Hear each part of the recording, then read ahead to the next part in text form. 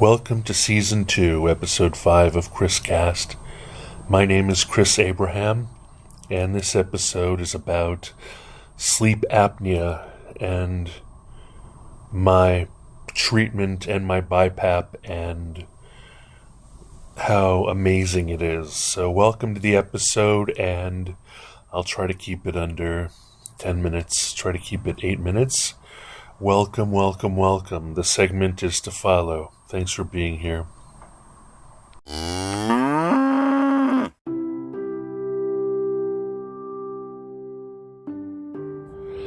Download the free Anchor app or go to anchor.fm to get started.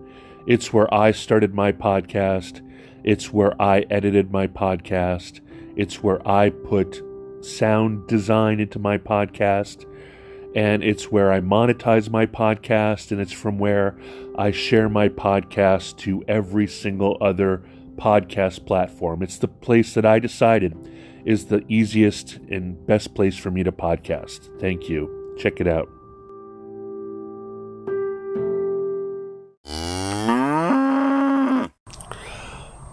So, a lot of people are using sleep apnea machines called CPAPs or BiPAPs, CPAPs. They put a little pressure on your face and make sure that you do not go into sleep apnea, which is that your breathing passage closes up and you end up holding your breath and you pretty much stop breathing for any number of times during the night, and that can result in reduced oxygen to your head, and it can completely mess with your sleep, and it can result in not only terrible snoring but also really weird and troubling, like, stopping breathing that can really be insane making to your partner in bed, and can startle yourself awake and result in all kinds of things like heart disease and AFib and arrhythmia and early death and diabetes. It's just a terrible thing. Sleep studies are no joke.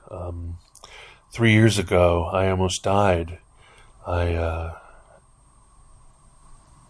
My heart went into crazy rhythm. I'll tell this story another time, but I ended up in the hospital and was having heart failure and went into AFib, which is an arrhythmia, and they sent me to a sleep study, and I got the results but never went ahead and ordered or got the prescription for the CPAP or BiPAP machine. The BiPAP machine is basically a respirator. They're smarter now, but they basically check to see whether or not you're breathing and then breathe for you. If you're breathing normally, they just sit there and wait. And if you stop breathing in and out, the sensor goes and goes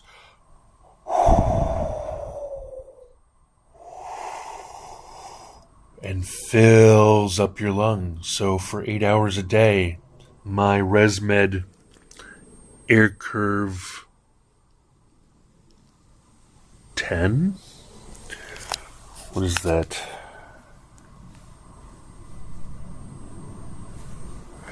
AirCurve 10 ASV, Humid Air S, whatever, breathes for me 8 hours a day. Fill it with water, keep it clean, and it keeps me basically from holding my breath and shorting my brain of oxygen. It's incredible. I got to tell you, if I had known how many of my friends from college, mostly dudes in their 40s and 50s, have been using CPAPs and have been treating their sleep apnea for over a decade, some of them in their 30s, I wouldn't have been so resistant. I would have done this 10 years ago had I known that my snoring was going to really mess with my health. Uh, it it makes me almost angry that this isn't something that's more that the cult of the CPAP or the cult of the BiPAP isn't more positively used, and it doesn't sound like an iron lung. I don't think. I think if a partner had to choose between you being on a very modern, quiet ResMed Air Curve 10 or snoring your head off and keeping them awake and requiring them to use earplugs or sleep in the next room or kick you out or completely push you over, the quiet noise of the BiPAP is probably not going to be the thing that gets you kicked out of bed. And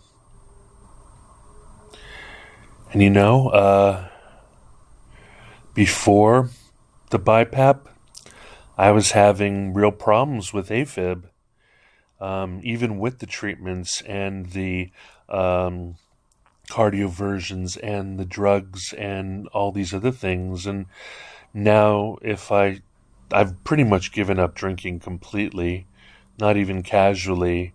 Little bit of coffee during the day for sure, but with the BiPAP, my heart has been in sinus rhythm so reliably. And my Fitbit speaks to that every day. It's amazing.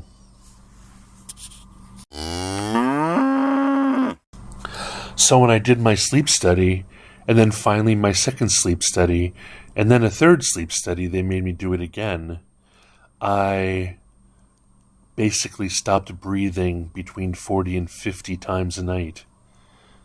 No. 40 or 50 times an hour. And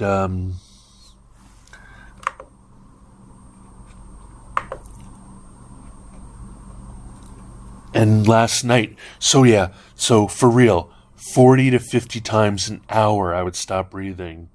And last night, I slept for 8 hours. I was in bed for 9, slept for 8 hours. Got okay sleep. I'm never always going to get the best sleep. But I only had 3.6 events per hour. And every time those events happened, my BiPAP breathes me in. If I wake up while it's happening, I can feel the pressure. I can see it's like having an iron lung for 8 hours a day. I joke with my friends that for 8 hours a day, I have beautiful yogic breathing. I'm a yogic breather for 8 hours a day. I can't say enough about it. So if you think that you might have sleep apnea, if your partner is always kicking your butt because you're tossing and turning and snoring like crazy and stopping breathing, and they become aware of that, I highly encourage you to tell your doctor about it, because it's not the mark of Cain. It's not a terrible thing. It's pretty amazing. So the way it works is there is a machine, and it looks like a humidifier. It's got a vessel for denatured, for clean, clear water. And then there's a hose, and the hose has a kind of a combination heating element and armoring spring around it all the way to a mask. And some masks just cover your nose. My mask covers my entire face. Like, it looks like sort of like the mask, a combination. It sort of looks like a clear version of the mask that fighter pilots put over their mouth and nose. But more realistically, it looks like the tri-cornered, triangular, triconal mask that you receive in a hospital if you're being provided with if you're on a ventilator that's not intubated, or if you are receiving oxygen and you're receiving oxygen through your nose and your mouth, like during surgery or during a procedure. Oh, not obviously when you just have a little line with two little ports up your nose, and it's all clear. And ResMed does a great job of providing replacements and clean filters and pads and all of that kind of stuff. But that's what the experience is like. I strap it to my face before I go to bed, in about 15 minutes to half an hour, depending on how I program it. It sort of just breathes for me naturally, giving me time to relax and to sleep. And once I start sleeping, it really starts beating the band. It really breathes for me. Like I said, it's sort of like yogic breathing all night long. I feel like I'm in a highly oxygenated experience all night. Calms my heart down, lowers my resting heart rate, gives me well-needed deep sleep, makes my Fitbit sleep tracker so happy, and prevents me from popping back into AFib, and for that I'm extremely grateful. So if you even remotely think that you are slowly killing yourself or slowly smothering yourself by virtue of not having a clear pathway to your breathing, even if it's from inflammation or from allergies or whatnot, you really should ask your primary care physician. Thank you, and I really appreciate you listening. Thank you so much for listening. Thank you so much for visiting. Thank you so much for listening. Did I say that twice? I always thank people effusively because I really appreciate you spending the time listening to my words and my funny voice and subscribing to my podcast, which is basically just stuff. And I'll talk to you next time. Mahalo. Ciao. Gracias. Grazie. Danke. Dankjewel. Merci beaucoup. And au revoir. À demain. Hasta mañana. Etc. Etc. Etc.